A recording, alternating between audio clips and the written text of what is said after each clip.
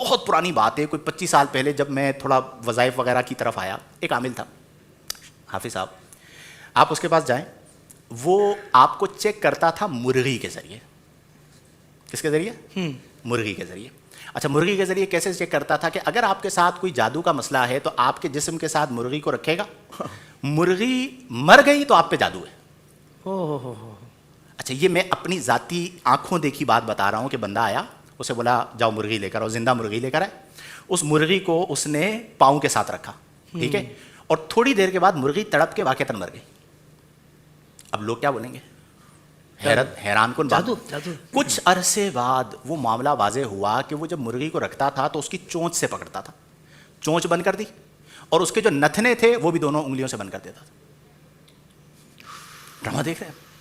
یعنی اس کے نتھنے جو ہے وہ دونوں انگلیوں سے بند کر دیے. ظلم کی انتہا دیکھیں, پتہ نہیں کتنی مرغیاں پھڑکا دی اس نے, بڑا غرق کر دیا, اور کہا یہ مرغی کا مرنا جو ہے اس بات کی دلیل ہے کہ تم پہ جادو ہے. بعد میں پتا چلا کہ بھئی یہ والی تکنیک تھی اور اس کے ذریعے یہ ہوا. اور بہت سارے ہمارے یہاں شوز ہو رہے ہوتے ہیں. تو یہ ڈرامے بازی ہمارے دین میں نہیں ہے, بالکل اسٹریٹ فارورڈ ہے کہ آپ چلیں, ضرورت ہے جس حد تک آپ اپنی طاقت اور اپنے معاملات کے لیے وظائف ضرور پڑھیں, جی, اپنی روحانی حصار کے لیے وظائف کریں, لیکن لوگوں کی مجبوریوں سے فائدہ اٹھانا, ان کی جائیداد بکوا دینا, ان کے ساتھ جھوٹ بولنا, ان کے ساتھ عیاری کرنا, مکاری کرنا اور اس سے پیسہ بنانا, یہ چلیں مالی طور پر جو معاملہ ہے وہ تو آپ کا اور اللہ کا ہے, اس پر ہم بات نہیں کرتے, لیکن دین کے نام پر بات کریں گے آپ تو ہم تو نہیں چھوڑیں گے. جی جی جی, دین کے نام پر اگر آپ یہ سارا تماشا لگائیں گے تو ہم تو آپ کے خلاف بولیں گے.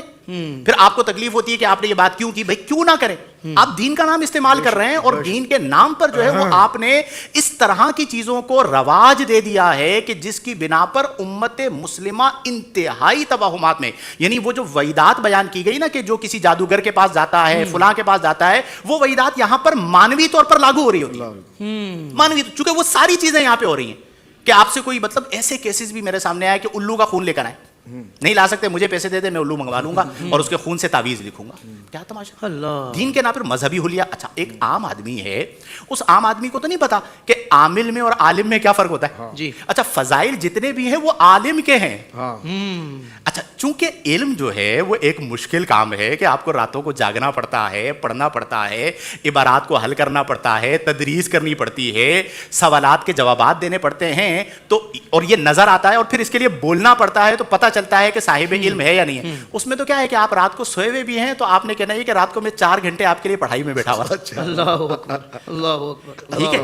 اب اس پر کہاں سے دلیل لے کر آئیں گے؟ اچھا, میرے حساب میں یہ آ رہا ہے کہ آپ کے اوپر آپ کے نام کا جو ہے نا وہ پتلا قبرستان کے اندر دفن ہے. اب اس کو کہاں سے جانیں گے بھائی؟ ٹھیک ہے, آپ کے اوپر جنات کا پورا قبیلہ ہے, اب اس کے اوپر ایویڈنس کہاں سے لے کر آئیں گے؟ چونکہ اس کے اسباب سامنے موجود نہیں ہیں, تو اس کو استعمال کرتے ہوئے اس حد تک بعض لوگ چلے گئے ہیں کہ جس کی وجہ سے دین اسلام کا نقصان ہو رہا ہے.